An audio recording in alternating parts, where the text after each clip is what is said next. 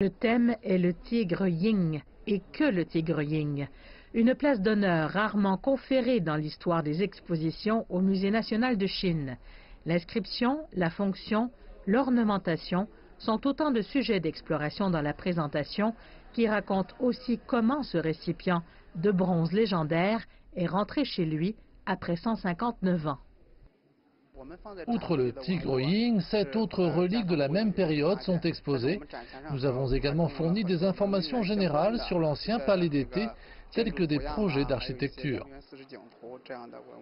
Le récipient à eau en bronze, nommé en raison de ses décorations de tigres, faisait partie des collections des familles royales de la dynastie des Qing.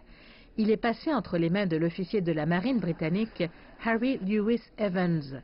Ses photos et ses lettres indiquent que cette antiquité a été pillée dans l'ancien palais d'été au XIXe siècle, au cours de la Seconde Guerre de l'opium, lorsque les troupes anglo-françaises ont envahi la Chine. Le tigre Ying est à nouveau entré dans l'œil du public en avril 2018, lors d'une vente aux enchères en Angleterre. Après des mois de négociations diplomatiques, le musée a pu récupérer le bronze en novembre.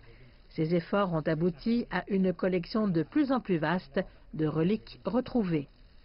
Le tigre Ying est un récipient à eau datant de la dynastie Zhou de l'Ouest, il y a environ 3000 ans. Il est spécial non seulement en raison de sa calotte et de son bec en forme de tigre, mais aussi parce que de tels vases en bronze ancien et pratique sont rares de nos jours. On estime que seulement 6 exemplaires semblables existent, dont 5 dans des musées. L'exposition qui a débuté mardi durera un mois.